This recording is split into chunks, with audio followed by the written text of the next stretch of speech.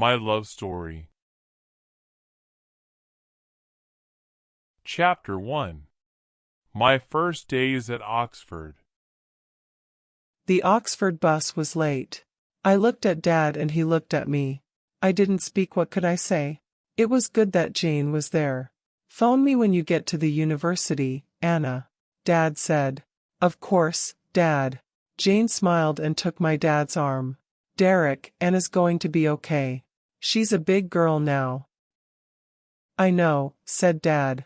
But there are lots of not very nice people out there. Foreigners, most of them.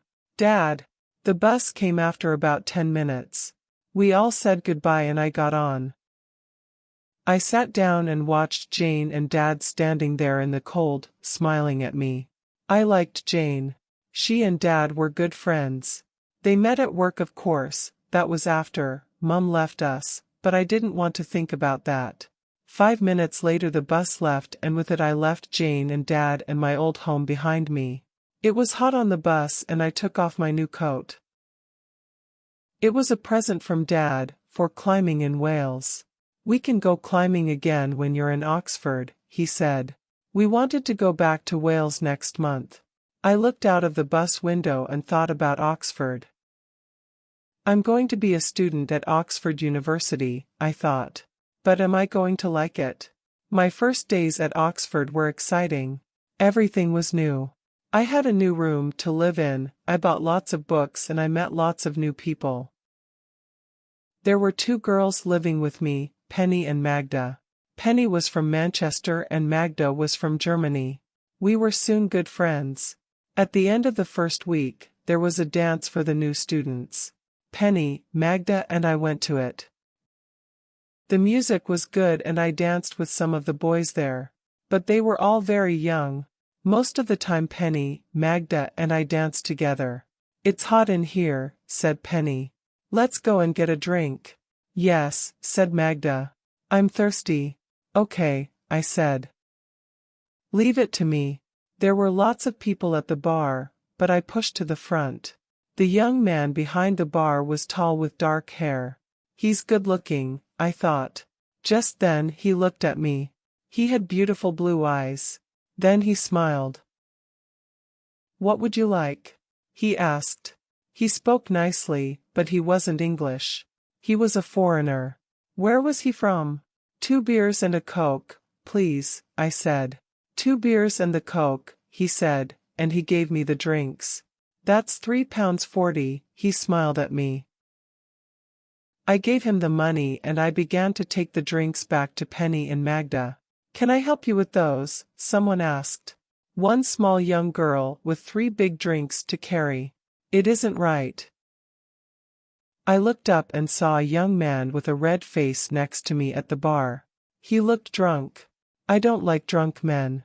I was angry but I spoke quietly. I can carry my drinks without your help, thank you very much. You don't understand, the man said.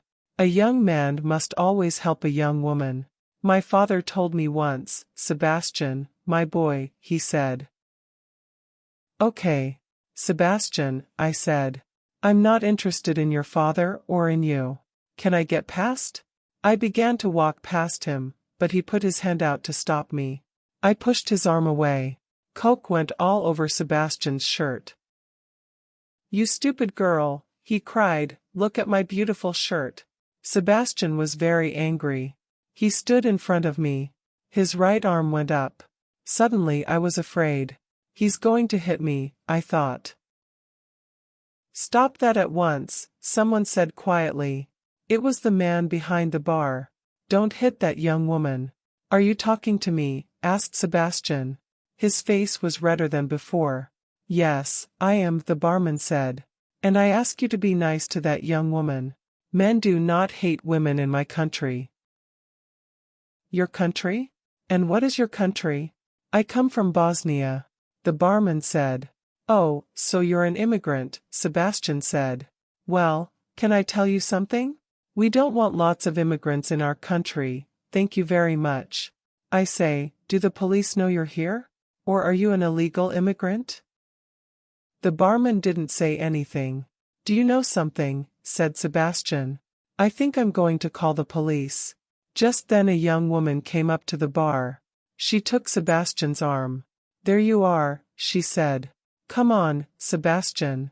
Klaus and Maria are waiting for us. They're over there. I say, Sebastian, what did you do to your shirt?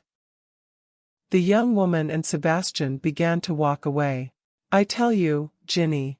I'm going to call the police. That barman, don't be stupid, Sebi. Come along now. Ginny and Sebastian went back to their friends. I looked at the barman. Thanks for your help, I said. That's all right, he said. So was that true? I asked. Are you from Bosnia? Yes, I am. I come from Sarajevo and my name is Salim.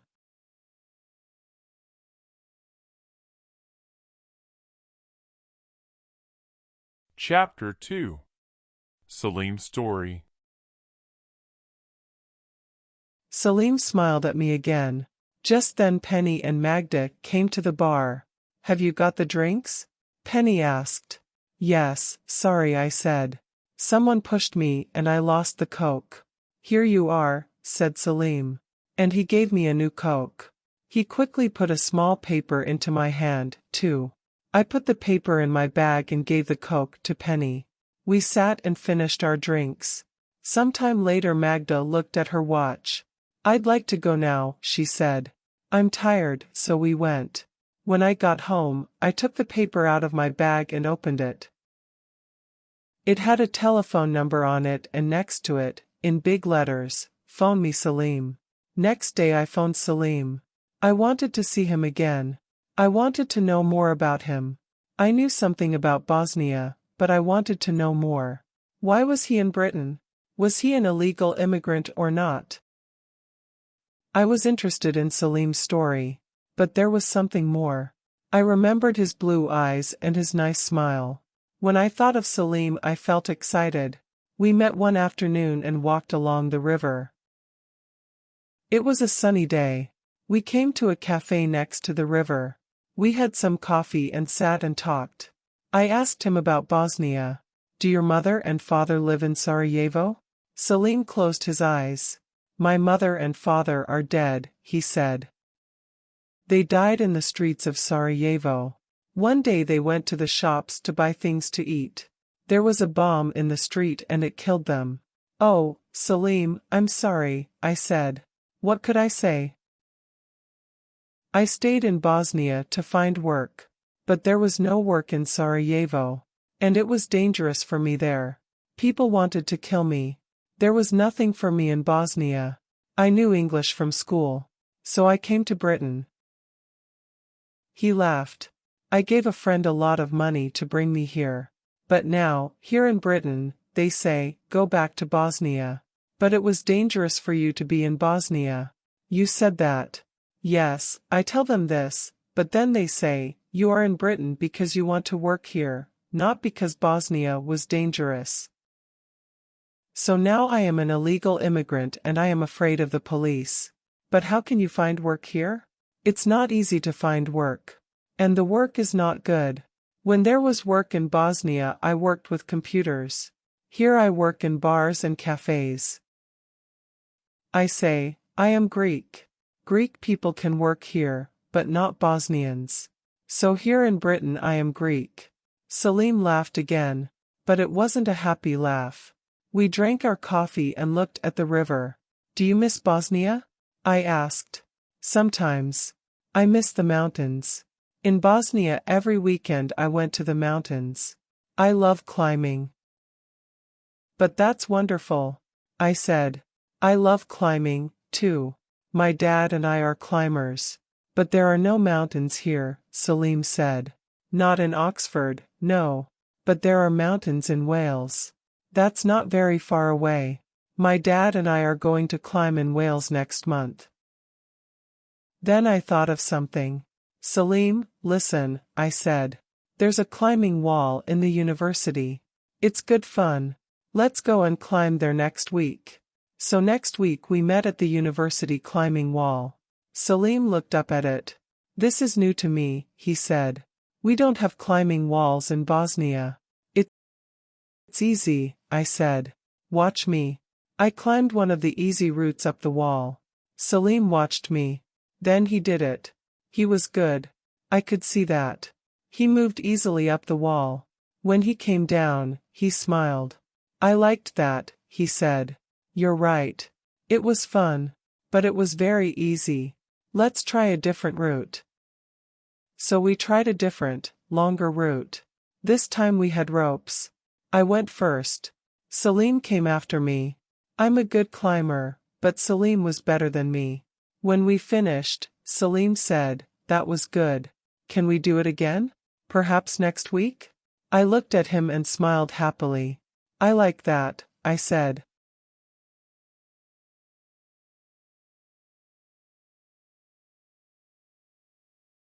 Chapter 3. About my father. My dad phoned that evening. "How are you?" he asked. "How is it going?" "Good, Dad," I said. "I'm having a wonderful time here. Don't forget our visit to Wales." "No, Dad. Of course not. You know, I went to the university climbing wall today and it was good fun. We had a nice time." "Did you go with one of your friends?" "Well, yes, I did. Look, Dad, I must go now. Penny's here and she's waiting for me to finish. We're going to make dinner tonight. We can speak again next week. Goodbye, now." Of course, Penny wasn't there. But I couldn't tell Dad about Salim. Why not? Well, for you to understand, I think I need to tell you something about my father. His name is Derek Palmer. He works in a factory. It's a Swedish factory and it makes mobile phones, Lundberg phones. Perhaps you know the name. It's a big factory and lots of people work there. Dad is a manager in the factory. In fact, he's the sales manager. He's a good worker, but last year sales weren't very good. He told me about it one day. You see, he said, in Britain more than 70% of the people have mobile phones. So now we're selling to only 30% of the people. What are we going to do when everyone has a mobile phone? So Dad was worried about his work. But that wasn't the only thing. Lundberg is a big company. It has some British managers and some Swedish managers. One of the Swedish managers was called Lars. He and Dad became friends, good friends. They often went out for drinks together. Then Lars began to come round to our house for dinner. Mum, Dad, and Lass did lots of things together. Mum, Jill is her name, wasn't interested in climbing. She liked going to the cinema. Lars liked that too. So Mum and Lars began to go to the cinema together. They usually went to the cinema at weekends. Most weekends Dad and I went climbing. I can never forget one weekend, that weekend when everything went wrong. Dad and I came back on Sunday night as usual. It was late, and the house was dark. Mum wasn't there. I looked downstairs. Dad went upstairs to look for her. I felt worried. Where was she? Perhaps she went for a drink with Lars, I thought. Then I heard a cry from upstairs. I went up and opened the door of Mum and Dad's room. Dad was there on the bed with his back to me. I went to him. When he looked up at me, his eyes were red. He had a letter in his hand. "What's wrong, Dad? What is it?" He said nothing but gave me the letter. I didn't want to read it.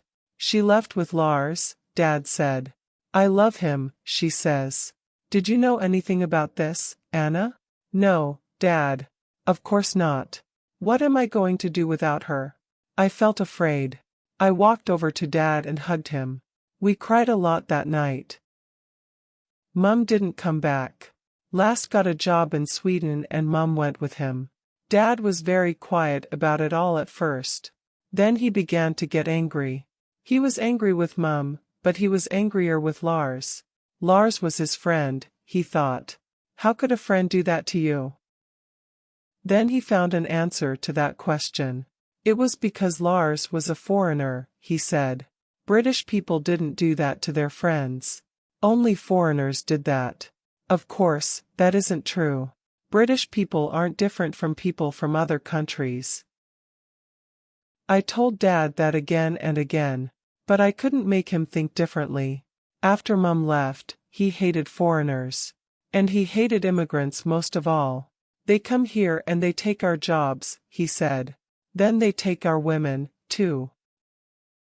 I'd like them all to go back home. Maybe Dad's going to change now he's got Jane. She came to work at Lundberg a month after Mum left us. I think Jane's good for Dad. She's very different from Mum, but that's okay with me. I can talk to Jane, but I can't talk to Dad, and I didn't want to tell him about Salim.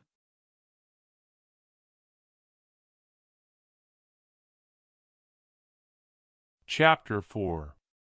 My Climbing Weekend. I saw a lot of Salim in the next month or two. I liked him a lot. He was good-looking, but he had more than good looks. Salim was kind. His English wasn't always right, but he was easy to be with and easy to talk to. But one day when we met he was angry. He had a letter with him. "Look at this," he said. "I must go. I must leave England. Now I must go back to Bosnia." "But why? What happened?" "Someone told them about me. They saw me working in a cafe. He is not Greek, they said. He is an illegal immigrant." He turned to me. "Why do they hate me?" he asked.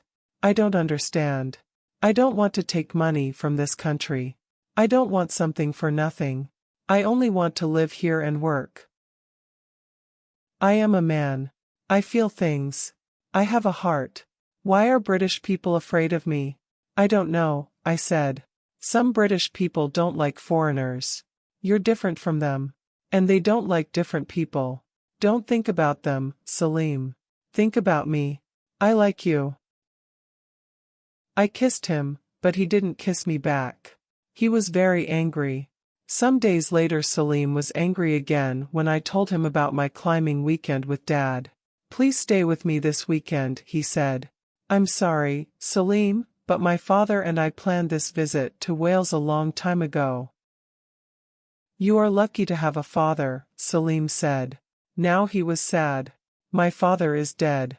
He died with my mother 5 years ago this week. It was on October the 26th. This Saturday." "Oh, Salim, I'm sorry. I didn't know that. I'd like to be with you then. But I must go with my father. Can't you understand that?" "So you're going to leave me here," Salim said. I didn't say a thing. And Salim sat and watched me, sad and angry, and said nothing. In the end we said goodbye and I didn't see him again that week.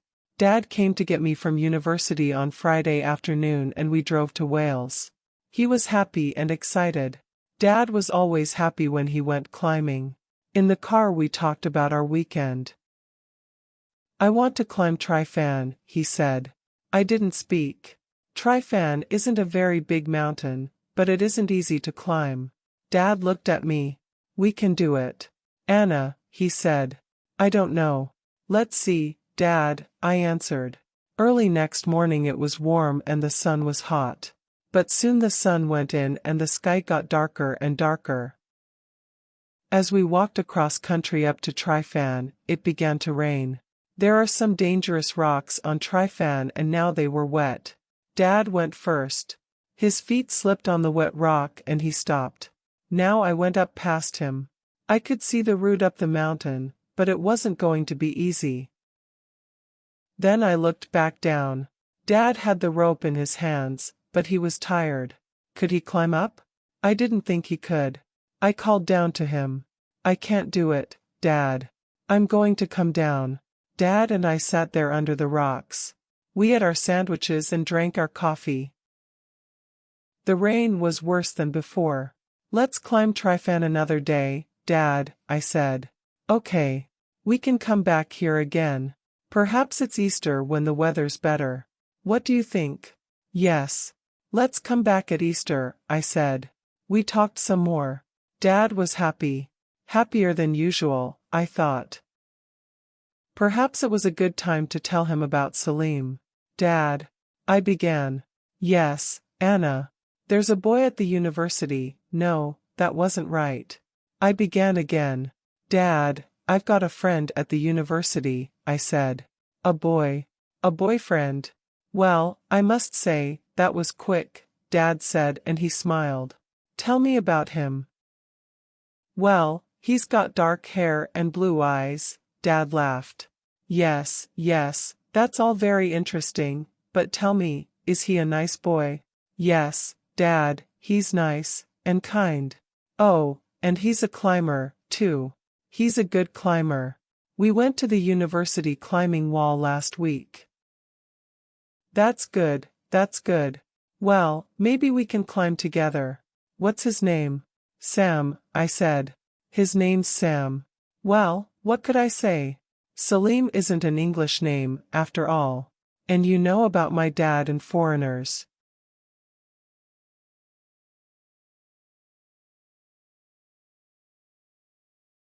Chapter 5. Home for Christmas. In the next weeks I forgot about Salim, about Dad, and about climbing. I stayed in my room and I worked hard. I had exams in December, and I was worried about them. I wanted to do well. Then one day Salim came to see me. He was very worried. They sent me a new letter, he said. Now I must leave Britain in 2 months. I can't go back to Bosnia. What can I do? Salim, I said. There's an organization in Oxford called Immigrant Aid. They help people like you. They sent me a new letter, he said. Now I must leave Britain in 2 months. I can't go back to Bosnia. What can I do? Salim, I said. There's an organization in Oxford called Immigrant Aid. They help people like you. Magda told me about it. She gave me their phone number. Would you like it? Can they help me? Yes, of course they can, Salim. We don't all hate immigrants in Britain. Don't you? Look, Salim, I don't want to argue with you, I said. Here's the phone number, give them a call. My exams were not easy, but I answered most of the questions, so I was happy. But I was very tired. I went home for Christmas. Dad wasn't there to meet me at the bus station, but Jane met me. We hugged.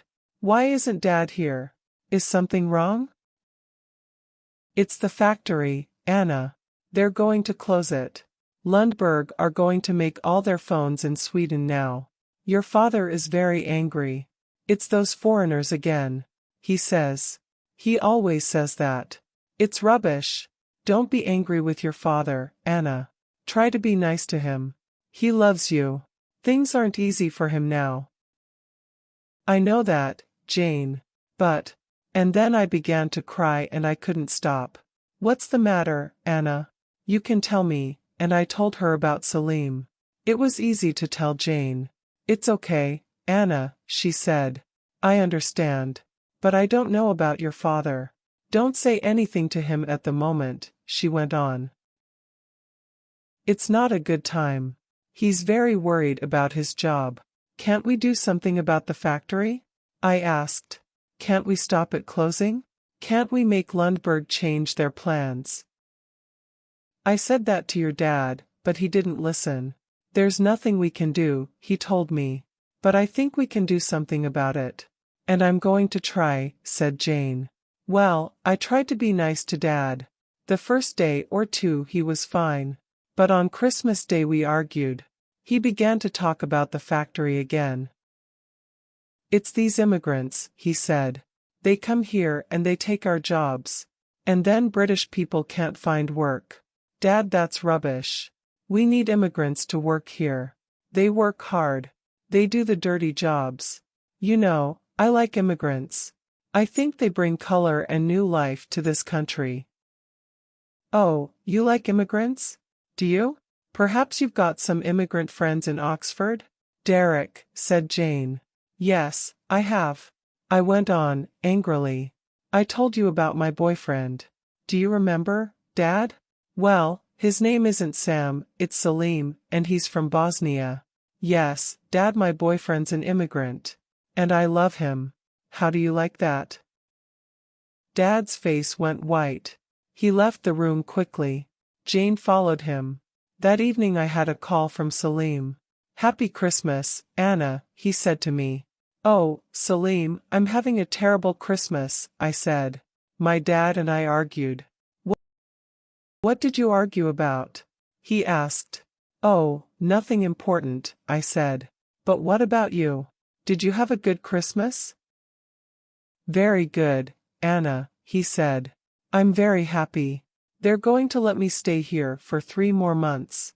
Immigrant Aid are going to help me. They told me about it on Monday. I tried to phone and tell you before." "Salim, that's wonderful. I'm very happy for you. Anna, I love you." "I love you too, Salim. And I want to be with you now." I left home 2 days later and went back to Oxford. I soon found a room in a house for Salim and me to rent. We were lucky. Some friends of Magda's left Oxford at New Year and we moved into their room. We were very happy there. Every day I went off to the university and he went off to his job at the cafe. We didn't have much money, but that was okay. We were in love. I phoned home to tell Dad about it. But he was never there when I phoned. Perhaps he didn't want to speak to me. But I told Jane about Salim and me, and she was happy for us.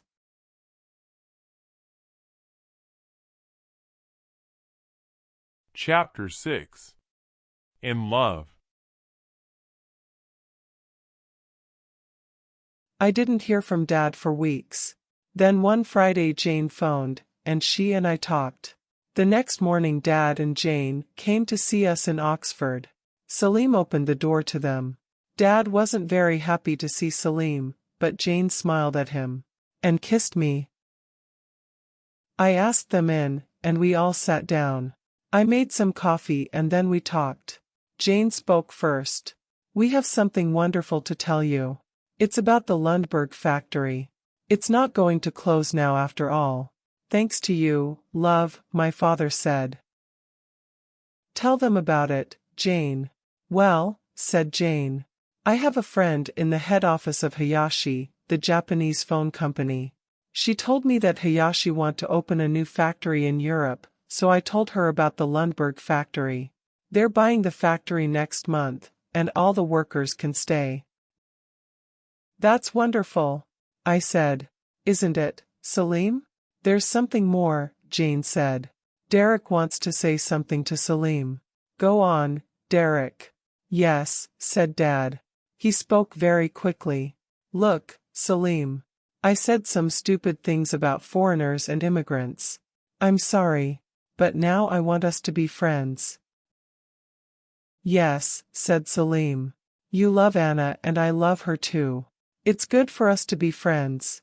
Salim got up and hugged Dad. At first, Dad's face went red, but then he smiled and hugged Salim back. "Don't kiss him, Salim," I said. Jane laughed. "Right," said Dad. "Salim, I'd like you to come with Anna and me to Wales at Easter." "And me," said Jane. "I'm coming too, remember." "Sorry. I forgot," said Dad. "That's right. We're all going to Wales. Are we going to climb Tryfan?" Salim asked.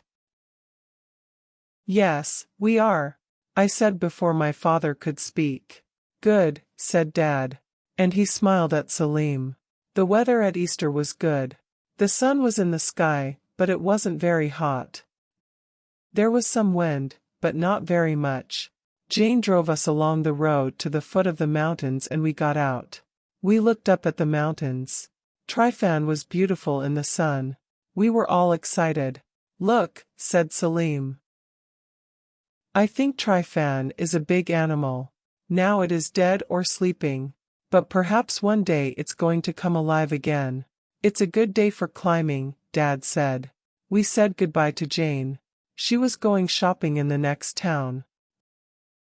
"See you about 5 o'clock," she said. "Don't be late. Have a wonderful day. And be careful, Derek." We began to walk up to Tryfan. I could see the rock wall over our heads. I knew it was dangerous, but today the rock wasn't wet. It's going to be okay, I thought. And everything went well at first. We got the ropes out of our bags.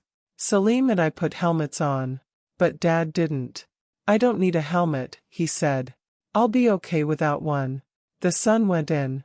The wind was stronger now. Dad went first, then Salim. Slowly we climbed up the big wall of rock. Dad was near the top.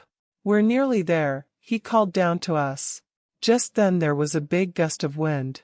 I looked up and suddenly a rock fell down from the top of the mountain. Dad. I called. But Dad didn't hear me. The rock hit him on the head. He fell. The rope went tight and I began to fall too. There was nothing under me. I fell down, and then the rope went tight again and I stopped. I heard Salim's voice from far away. You're okay, Anna, he called to me. I've got the rope. There's a big rock in front of you. Can you see it? Swing on the rope and catch it. I swung at the rock wall. Once, and once again. The third time I caught the big rock with my right hand. Good. Now climb down the wall of rock. It's easy. You can do it. I climbed slowly down the rock wall. I could see Dad now.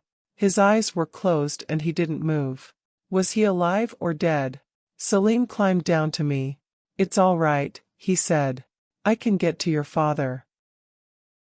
Salim climbed down the rock to Dad. He looked at him carefully for a minute or two. Then he looked up, smiled, and called up to me. He's alive. I cried, but I was very happy. Salim brought Dad back up to me. I found Dad's mobile phone and called the mountain rescue people. Then Salim put Dad on his back and we began to go down the mountain. I thought it all went on for hours, but it was only half an hour. I was tired and my arm felt bad. We moved very slowly. In the end we heard a helicopter above us. The mountain rescue people. Just then we heard a cry. It was Jane. She ran towards us. Is it Derek? She cried. Is he all right? He's going to be okay now, the mountain rescue man said. We're taking him to hospital. Go with him, Jane, I said. He needs you. Jane didn't say anything, but she hugged me. Then the mountain rescue people took her into the helicopter with Dad. They went off to the hospital. Salim and I watched the helicopter. Then Salim spoke.